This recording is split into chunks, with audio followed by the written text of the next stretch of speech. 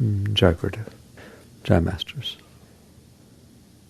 There are reasons that people can't stay happy and cheerful all the time. And those reasons are very, very important. They are the crux of your spiritual growth. They are what stands between you and God. To ignore those reasons is to miss the entire purpose of things. To not like those reasons, to suppress them, to try to escape them, to try to compensate for them, try to make them feel better, is to completely miss the purpose of your life. Your natural state, everybody's natural state, is one of complete joy, unconditional. It's just a constant rush of energy going up. You don't do anything. Just like you don't have to do anything to breathe. You don't have to do anything for your heart to beat, for your circulation system to work, for your food to digest. They are natural processes. Likewise, the Shakti flow, the spirit flow, the Chi flow, going up, constantly flowing up, is your natural state. If you achieve that state, and you attain that state, and you return to that state, you will never have another problem for the rest of your life. Why?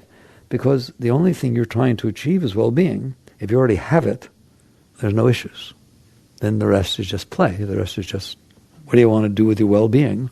I think I'll play today. I'll play business, play mother, play father. It doesn't matter. It's just play, because you've already gotten everything you want. Everybody takes things seriously because they want something, or they're afraid of something. If you neither want anything nor are afraid of anything, because you have everything, not because you renounced it, or suppressed it, or denied it, but because you have everything. When you have everything, you don't need anything. Then you're not afraid of losing anything. You're not afraid of things going wrong, because you are already in a state of total well-being. That is your natural state. That is everybody's natural state. And there's absolutely nothing that you will ever do or have ever done that will ever take that away from you. There's no punishments, there's no karma, not at that level. At the level I'm talking about, it's all just ecstasy. It's all just bliss. It's all just tremendous Shakti flow coming up and feeding you all the time. Well, okay, why don't I feel that? That is the spiritual question. Not how do I meditate, not what guru do I have to go find, not any of these things. It is, why do I not feel that? That's the core of your spirituality. Why am I not experiencing my spirituality? Why am I not experiencing the natural state of my being? Fortunately, there are reasons, and they're very good reasons, and they're very easy reasons to understand. You have blocked your energy flow. You, nobody else. You're the only one in there. Only you can do it. You have blocked your energy flow. Just like a river can be blocked, a stream can be blocked. If you dam it up, it doesn't flow properly.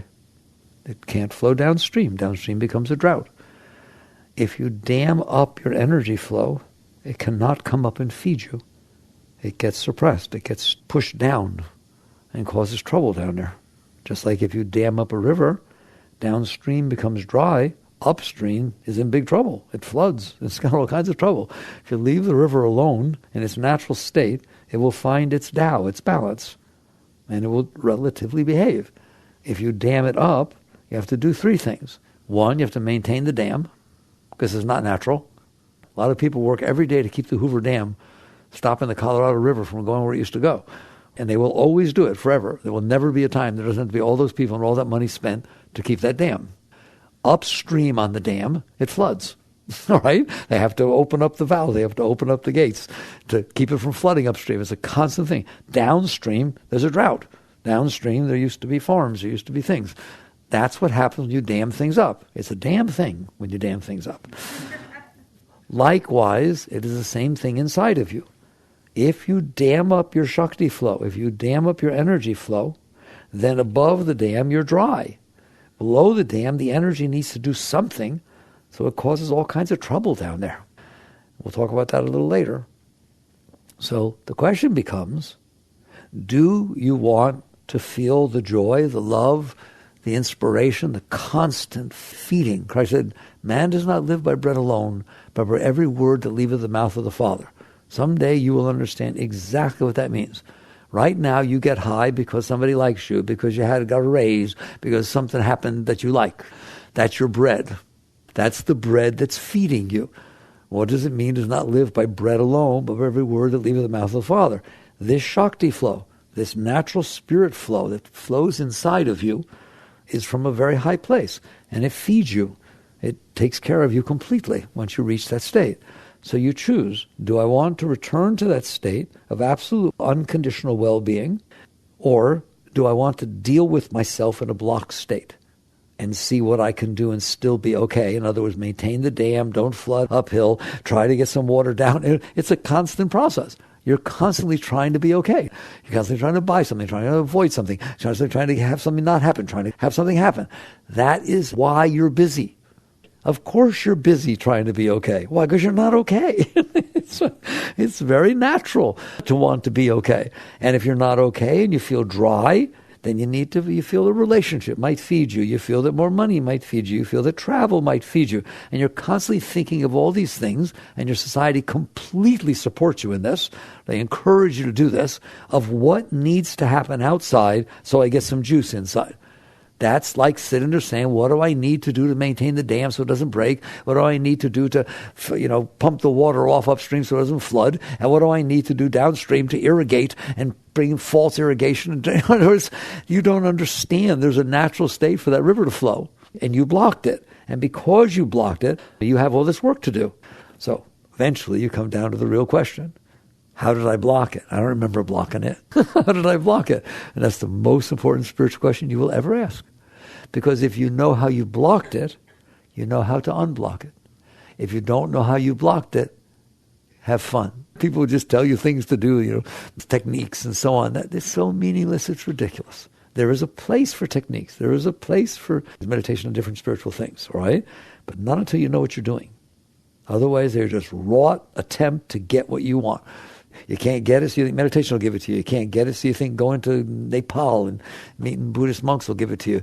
You understand that? It's just another thing to have to do. It's another process when you don't even understand what's going on. Therefore, it doesn't really work. It worked for a minute. You'll go to a retreat, have some spiritual experience, then talk about it for 5 years, what an experience you had. If you want that, you came to the wrong place. I have no interest in spiritual experiences. I have no interest in you having spiritual experiences. I want you to attain a spiritual state permanently, not have an experience.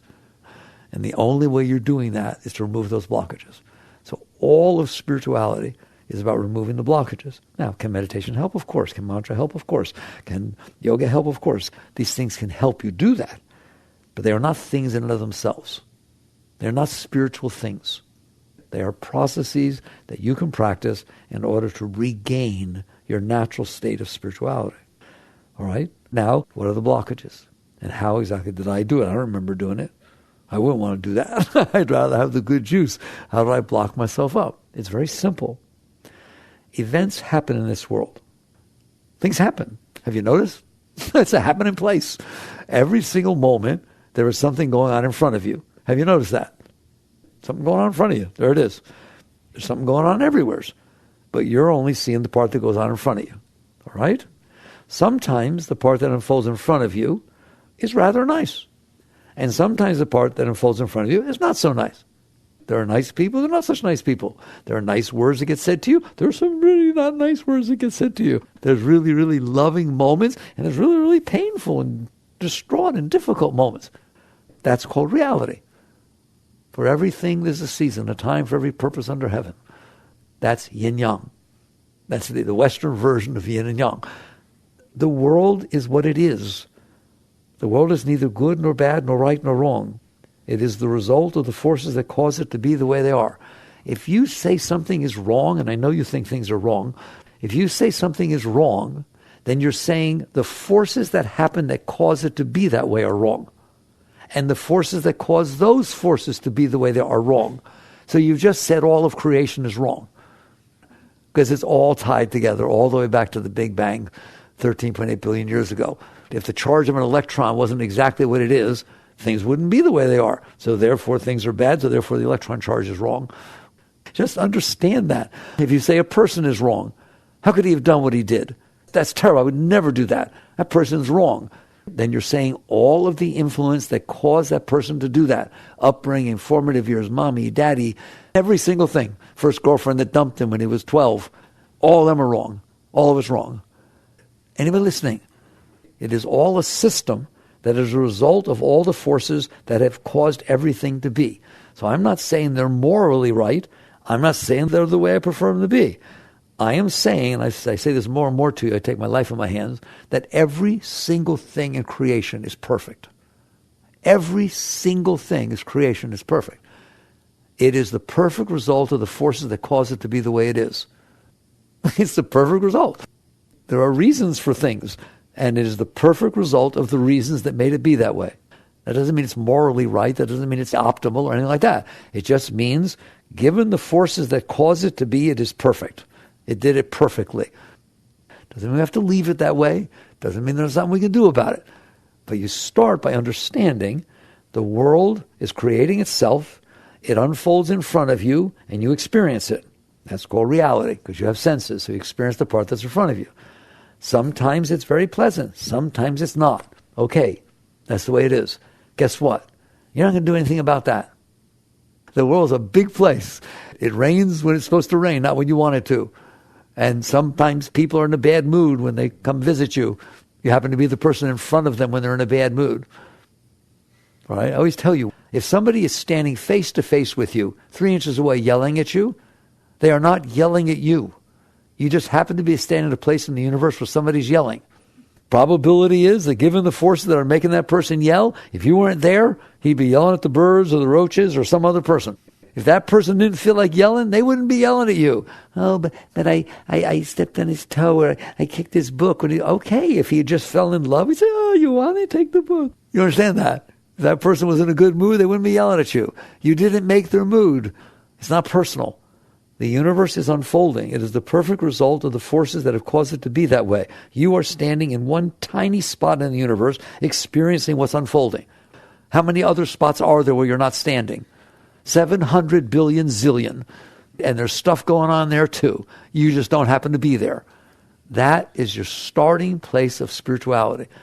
And ye shall know the truth, and the truth shall set you free. Because nobody can deny that what I just told you is the truth, can they? That is the truth. Well, is it the Christian truth? Yep. Is it the Jewish truth? Yep. Is it the Islam truth? Yep. Right? It has nothing to do with anything, does it? It's just the truth. It's what we call the absolute truth. Okay. So now what happens is it unfolds in front of you. I'm going to do this very quickly because I've done it so many times before. And it comes in and it doesn't feel good. Smells don't smell good. Something touches you doesn't feel good. Rain doesn't feel good. Sound doesn't feel good, or does, whatever it is. Every one of your senses can either feel good or not feel good, right or wrong. Comes in, depending on the vibration of what's going on out there. When it comes in, it carries that vibration and therefore makes an impression inside of you. If you can handle that, and I'm going to define what it means to handle it. You ready? You don't have to do anything about it. That's what it means. I can handle that. Can you handle if I took your car? Can you handle if I took your car? And you sit there and say, for how long? Well, hour or two. I'll borrow it, an hour or two. I can handle that. What does that mean? I don't need to call the police. I don't need to run after you. I don't need to do something about it because I could handle it. That's the definition that you can handle it. Can you handle your boyfriend dancing close with some other girl? Can you handle these events that are coming in through your senses? If you can't handle them, you will do something about them. Why? In order to stop them, because I can't handle them. If I can't handle it, I got to do something about it. That's the definition of can't handle. I need to do something about it. If I can handle it, I don't have to do anything about it. All right, so these events come in from outside, and some of them are not comfortable. And my question to you is, can you handle that? Because there are going to be events that unfold in front of you that are not comfortable. Have you noticed? And by the way, it's not just can you handle the events that come in that are not comfortable. I want to know if you can handle the events that come in that are comfortable. Oh, you look weird at me then, right? You're married, you have 2 children, you're taking tennis lessons or golf lessons, and the pro is kind of cute. Can you handle it? Or do you need to get weird? Start running away and leave the kids? I don't know. People do all kinds of weird things because they can't handle it. Do you understand that?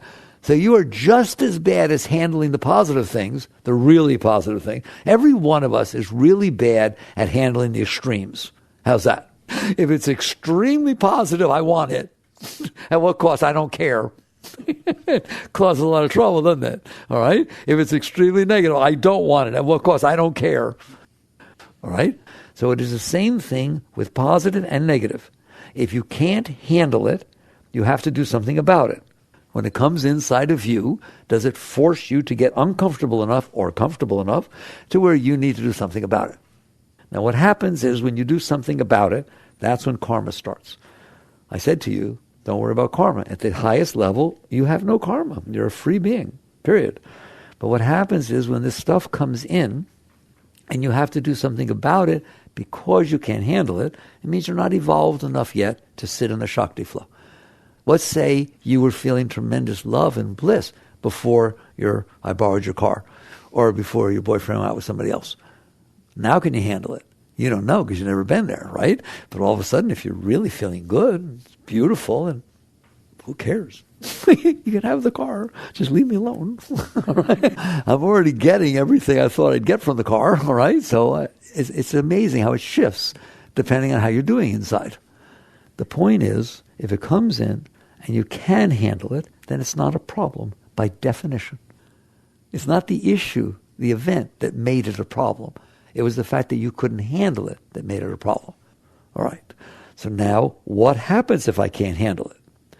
If something comes in and is not comfortable, it is natural. It doesn't make it right, but it's almost instinctual to push it away.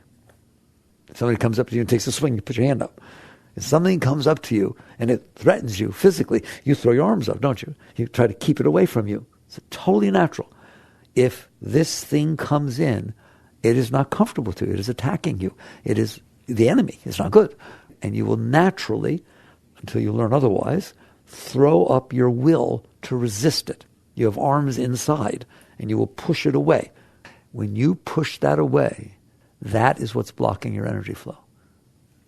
What? What's it got to do with the energy flow? Where does it go when you push it away? It becomes a boulder in the river. You push it away, and it stays there because you didn't let it continue its journey through the universe. You didn't let it pass through you. The wind blows by, doesn't it? If you can't handle the wind blowing by you, you buy a 4x8 sheet of plywood, good luck, and hold it up against the wind because you don't want it hitting your face. There, I rest my case. That wind has become a big problem, hasn't it? You just blocked the force that was naturally passing by, therefore it stays. And you have to resist it and devote yourself to it. Every single thing you resist stays inside of you. And guess what? This should not be a shocking revelation because you know it does, don't you? I got a little mommy-daddy stuff in there. What are all those formative years that the psychologists talk about?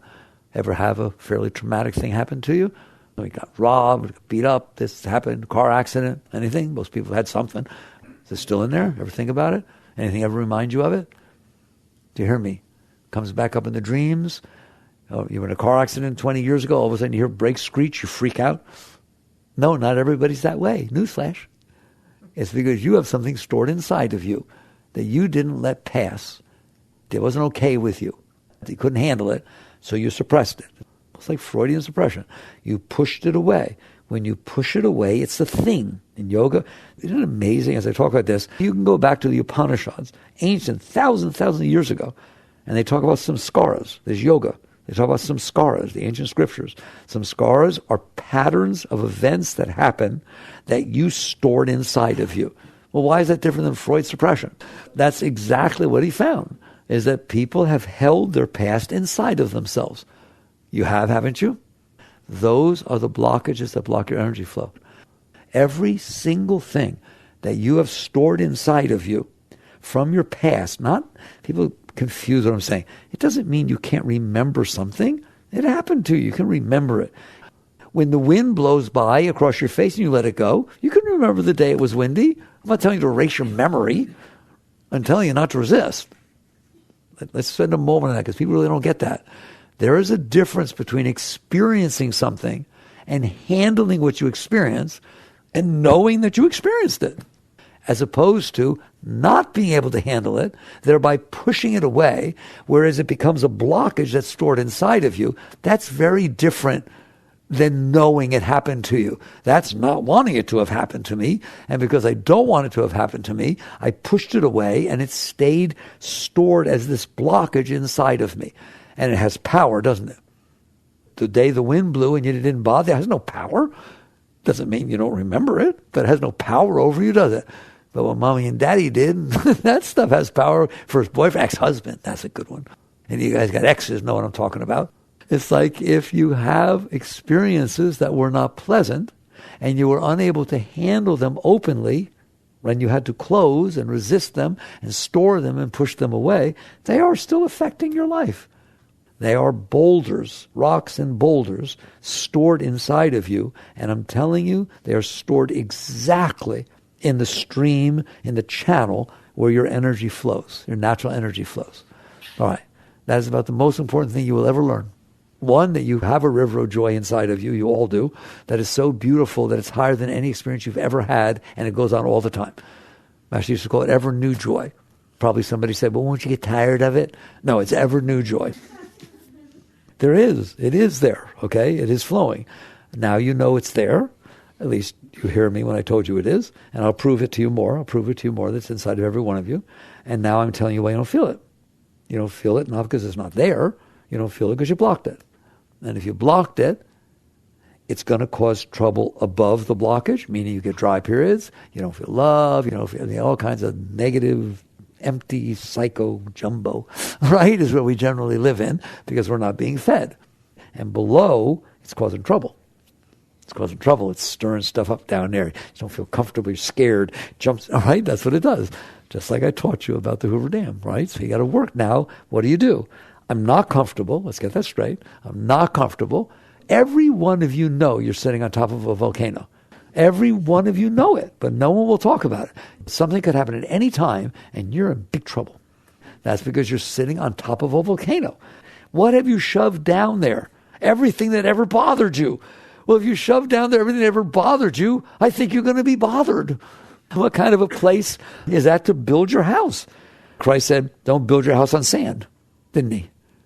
Don't build your house on sand. You build your house on worse than sand. It's built right on top of everything that ever bothered you.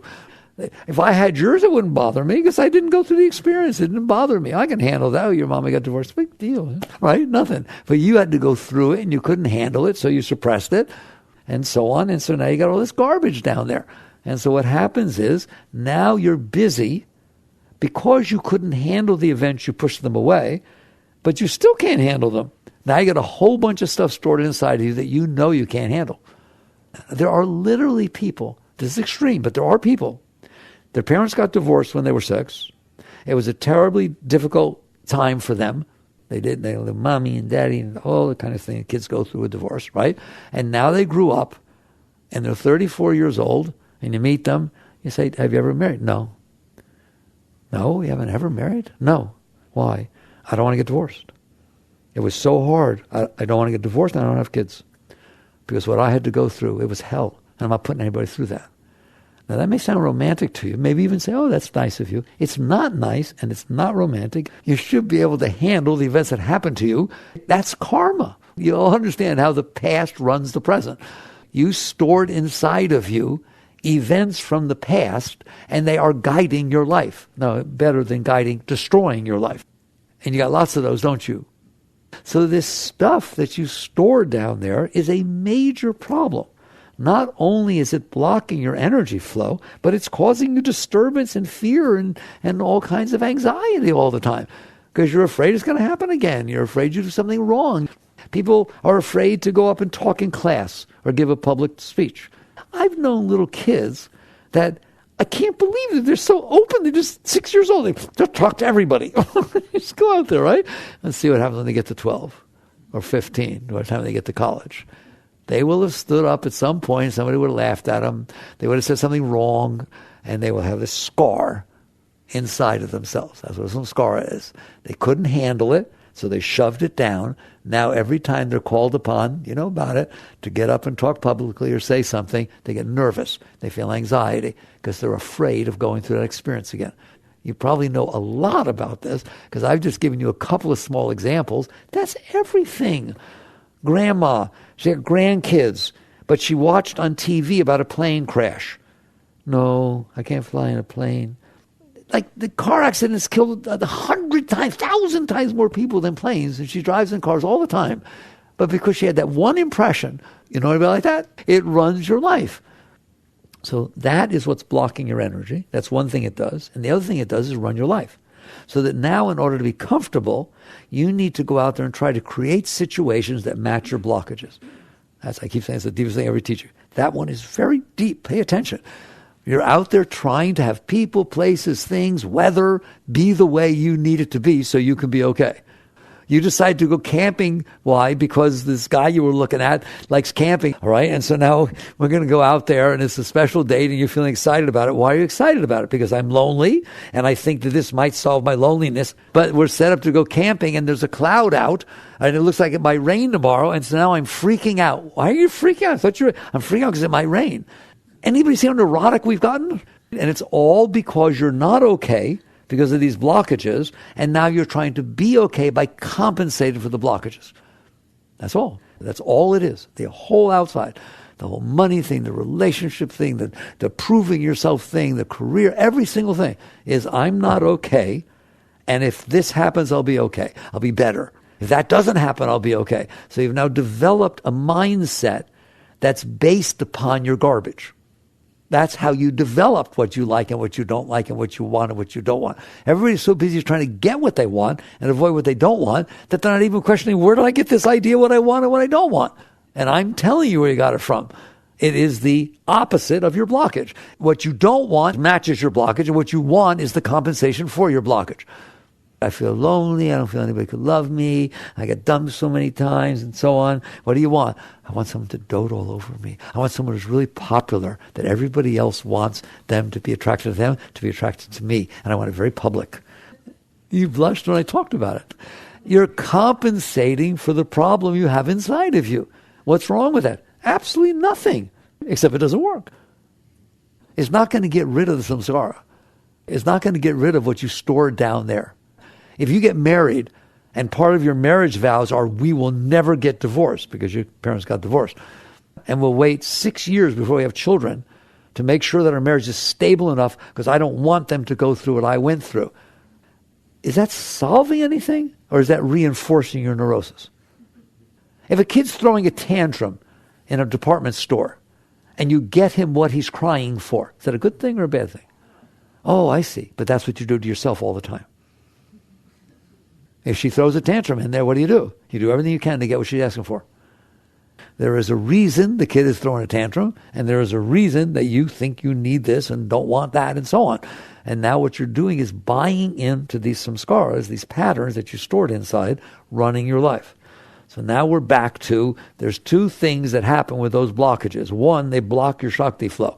So you can't feel spirit, you can't feel great joy all the time and love and unconditional well-being, which is what I want for you. And second, they make your life a complete mess. Bad enough you don't get the good stuff. They make you a neurotic mess about having to fight with every moment in front of you to try to make it be the way you need it to be so you're okay. You're trying to make people be what you want.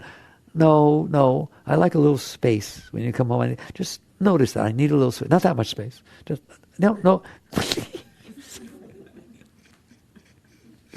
It's so cute, it's ridiculous. You're trying to make the world outside of you come in a way that doesn't stimulate the bad samskaras and stimulates the good ones so that you can feel okay. They're running your life and everybody else's life around you too. All right? And since none of us agree, let's get this over with, there is no one who agrees with how you want things. Why? Because they've had totally different experiences than you. Totally. Everybody has a totally different experience than you. And they've stored different things inside because they could handle things you couldn't, et cetera, et cetera. There's all the pattern, how they happened, in what order. And so basically everybody's completely different inside. You're completely different than every single person that walks and ever walked this earth. Why? Because you've had totally different experiences. Totally different.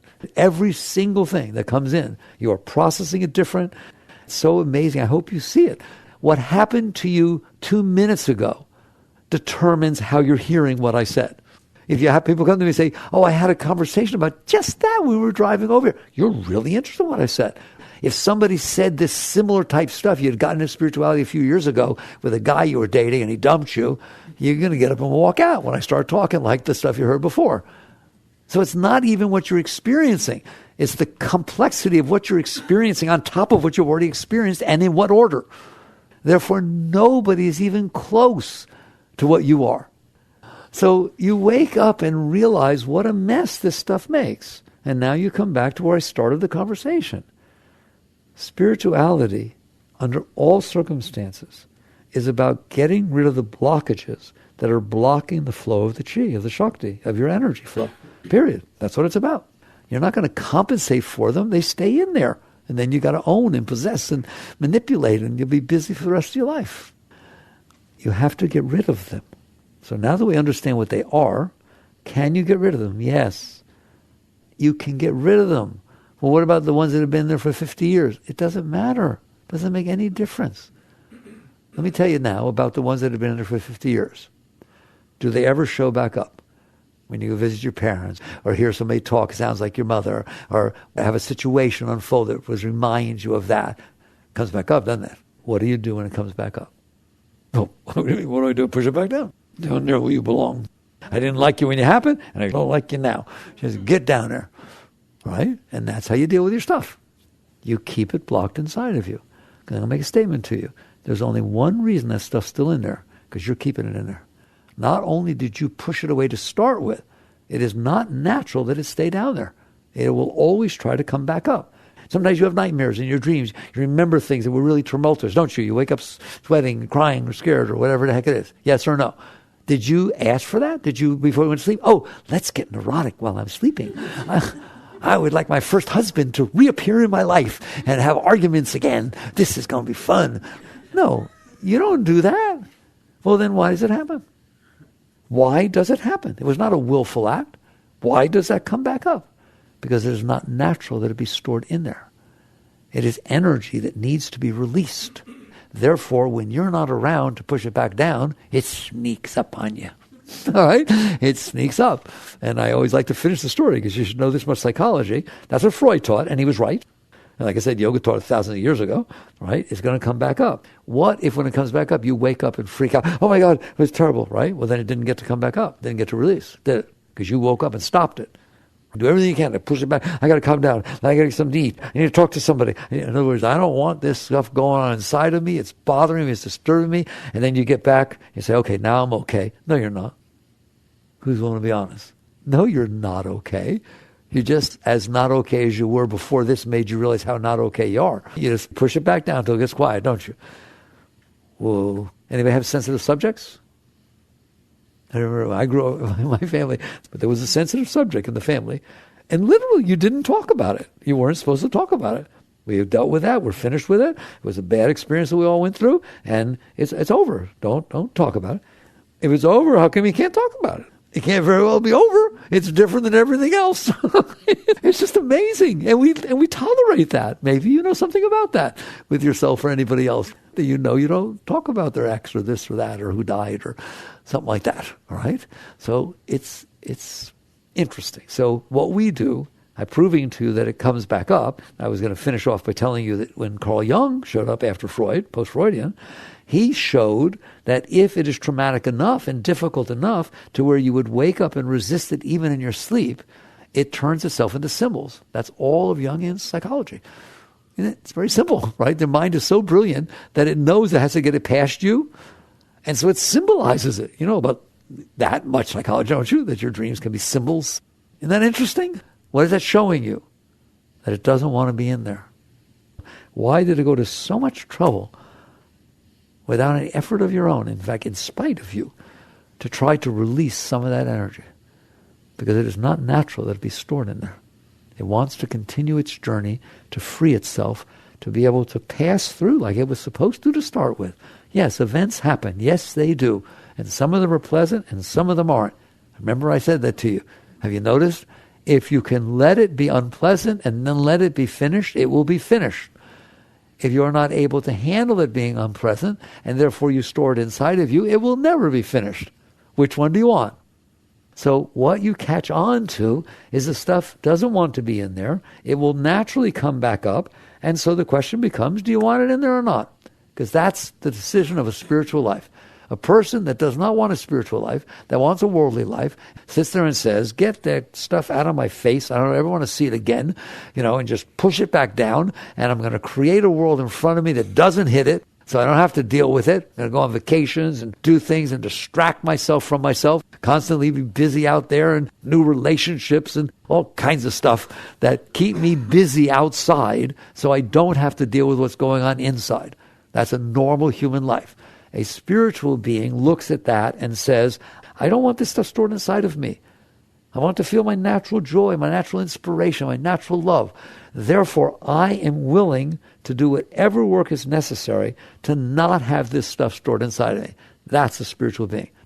Do you want to spend your entire life trying to placate these blockages you have inside of you so you can have a few good moments and not be too scared? Or do you want to get rid of the things and see what it's like to be free? We call that liberation. Liberation. Jivan Mukta, a liberated soul. So how do I get rid of this stuff? Look, it took me a long time to explain to you what you're doing in there and that you got this stuff. I'm so happy to tell you that it will only take me a couple of minutes to tell you how to get rid of it. What do you mean? I told you it doesn't want to be in there. So stop pushing it back down when it comes up. It's that simple. Here, you're going out with somebody, it looks like it's going to rain, it starts coming up, you get nervous, I never get a chance, it always screws me up, the universe doesn't like me. Do you want to be like that? Do you really believe that? Do you want to be like that? I'm asking you, do you like that? And then go to bed scared, and then all excited because it's not raining in the morning, or depressed because it is? You really want the weather to determine how you're doing? And so I told you, what you're looking for is unconditional well-being. That has to be unconditional. So what do I do if this neurotic stuff happens inside of me? You let it go. That'd be nice to let it go. What does that mean? The highest thing you can do is handle it. Remember, I made a big deal of that word, handle it. If you could have handled it to start with, it wouldn't be inside of you. If you could handle the fact that when you were 12 years old, a boy dumped you, you wouldn't be running around with all this insecurity that then somebody's going to dump you again. You hear me? If you could handle it, write a passage, got dumped. I've seen movies about that. I got to get dumped. Wow, that's neat. You could have had fun with it, but no way you were ready for that, were you? So you couldn't handle it. And because you couldn't handle it, you carried it with you. You suppressed it. You held it inside of you. So what I'm asking you is, now that you're a little older, you've been around the block a few times, you realize, life happens. It's not personal. It happens. There's something going on everywhere. You just have to be standing in front of this piece. It's not personal. But no, because I can't handle it, I stare at it. I couldn't handle that you dumped me, so that's all I think about. It's so funny. But it's because I couldn't handle it that I have to do that. If you can't handle it, you do something about it. So what I'm asking you, now that we've come a long way, is now it comes back up. Years later, or 20 minutes later, whatever it is, it comes back up. Can you handle that? I know you couldn't handle it when it happened. That's why it's still in there. I want to know whether you can handle it when it comes back up. Believe it or not, that is the highest thing you can do in your life, is be able to handle the stuff on its way out, because it will go out. Now you see how everything I taught you is coming together. It is not going to stay in there naturally. It does not want to be in there. So when it comes back up, which it will, you don't have to make it. You have to go looking for it. It's going to come back up. Are you able to handle while it passes through you? And I told you, I already was nice to you. I already said the answer is no. But I at least asked the question. You couldn't handle it when it happened, and you can't handle it when it comes back up. Well, then we have some work to do. All right? So the answer is easy. Let it go. That's what let it go means. I can handle it. I don't have to do anything about it. I saw my ex, and my heart started getting a little scared. I looked at it like, come on, man, it's 10 years later. What are you doing? Walk over there and say hello. And I just rose above it, and I handled it. Well, if you can handle it and say hello, believe me, he's not going to be in there as much next time. It's because you were afraid of seeing him. You're afraid of facing him. Therefore, you're afraid of going to a party. Do you want to be like that? Because you do not have to be like that. You just have to be willing to not be like that. You have to be willing to handle something is coming up. It is not comfortable. The question is not, do I like it? The question is not, do I want it to come up? The question is not, do I want the person to apologize so it didn't come up? No, the question is, can I handle it? Now you don't say that. You say, I don't like this. I don't think I can handle this. You say that? I can't handle this. Wow, okay, good. You'll be screwed up for the rest of your life. Remember that.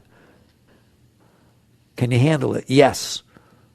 Because if you say no, you can't. Do you understand that? That's how you deal inside yourself. I do not want this stuff inside of me. Therefore, it is not going to be there. I'm not going to go fishing for it. But if I don't like it when it comes back up, I'm going to kiss it goodbye. I'm going to welcome it up inside of me. I'm going to, there's so many things. So the highest is to just relax. What does that mean? I can handle it. I'm asking you to relax. In the face of what? Everything. Because if you don't relax, you're going to push it back down. All right? People always ask me, what do you mean relax? I mean relax. Relax your tummy, relax your chest, relax your buttocks. Just relax. And then lean away from the disturbance. There'll be something inside that's going like this. Relax and lean away. That's the highest thing you can do. Why? One, you didn't resist it. You relaxed through it. Two, you leaned away, giving it space. So that as much as it's possible that it can release, it will. Doesn't mean it's going to release all at once. It won't release all at once because you're not capable of handling it. But if you start practicing handling, releasing, that's what it is. You practice handling, releasing. Do it with little things, the weather, the way the person drives in front of you, whatever it is, right? Just practice relaxing through things that are not comfortable to you instead of making a big deal out of them. And if you do that, then bigger stuff will come up and you'll practice, like playing the piano. You practice your scales first. All right? So I know you're not capable of doing it. Nobody's saying that you should be capable of doing it. What I'm telling you is you're capable of learning to do it.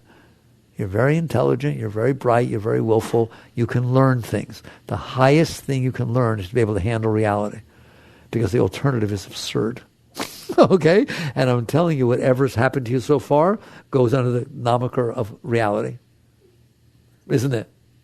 It's what really happened. It's what happened. So if you couldn't handle it before, I'm begging you to handle it now. All right? Or at least say I want to. First say I want to, then say I can and I will.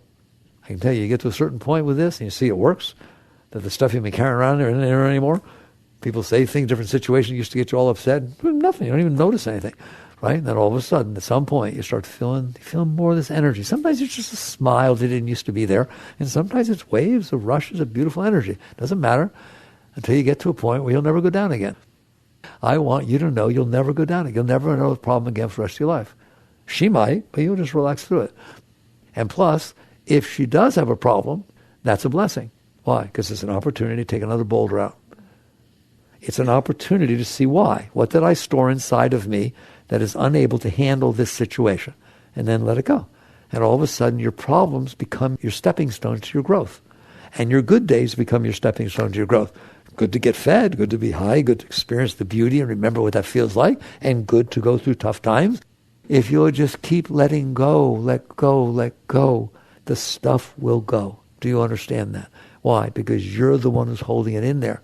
And so if you do this practice of not resisting, of releasing, over time, it doesn't happen all at once, it takes time, but it works. It can't not work. I don't care if it's just the tiniest thing passes through. It can't not work.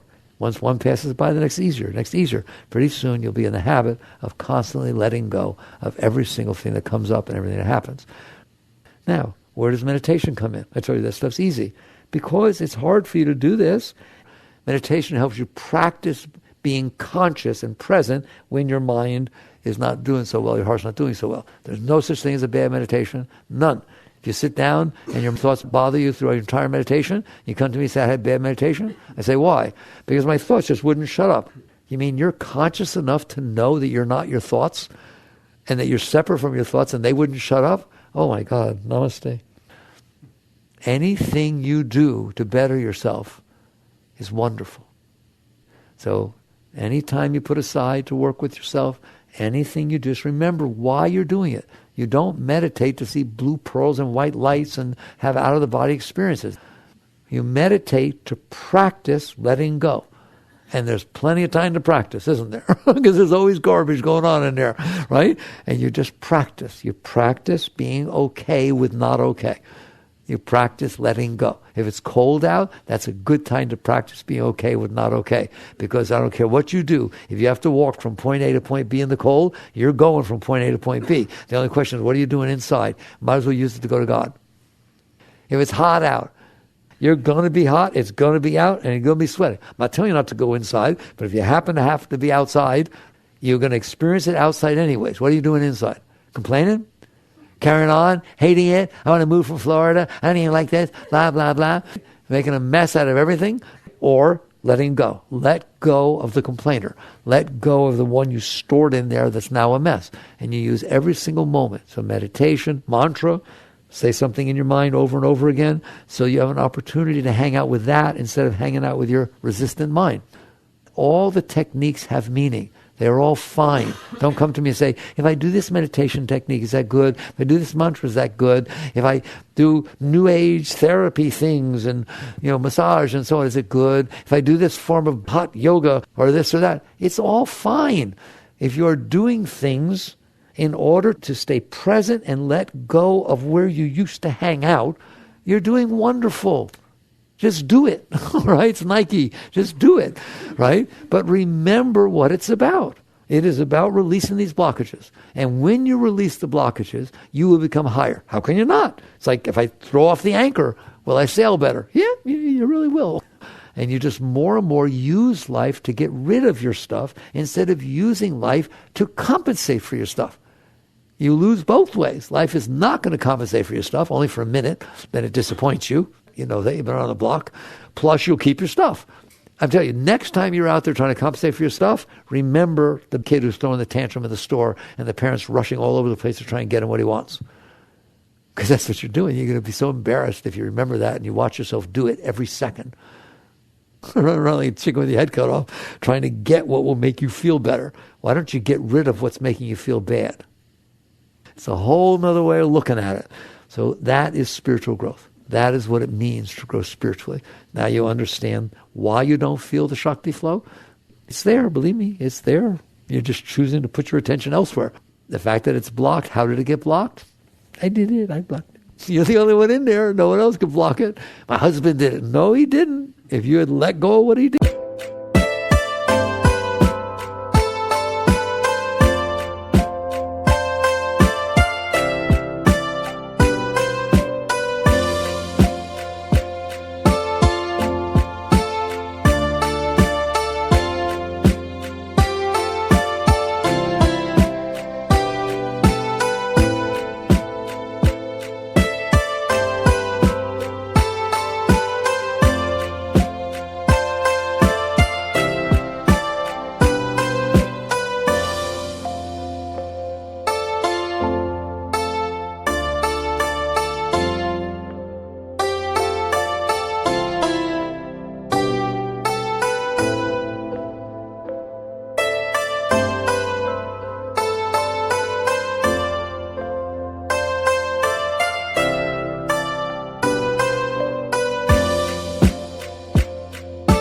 He still wouldn't be in there. You're the only one in there. That's your house. That's your kingdom. So you understand that there's beauty inside. There's gold in them, there are hills. Absolutely. But you've blocked it. What blocked it is you resisting the events that happened to you that you didn't like, clinging to the ones you did, and filling yourself with all this garbage about the past. So what do? Let it go. How? I told you how. And all the techniques you use will help you do that. But most important, remember, I'm letting this stuff go. Just every morning, remember, I am waking up into a day in which there will be less of me when I go to bed tonight. There will be less stuff inside of me. I guarantee you, there will be less stuff inside of me when I put my head down at night, because I am going to use this entire day to let go of every single bit that comes up, and I ain't taking any more on. I tell you that. That's something I learned early in the 70s. It takes 2 seconds to store one and 2 years to get one out. You hear me? Just have a friend of yours not behave the way you expected and resist it. and start going, what's the matter with her? Why I didn't do anything, and get like that, and see how you feel next time you see her. See if you feel real open, or if you get scared again, and all kinds of stuff goes, you see? You're making a mess. Okay? All right. I hope you understand these things. Thank you for listening. Jagradav.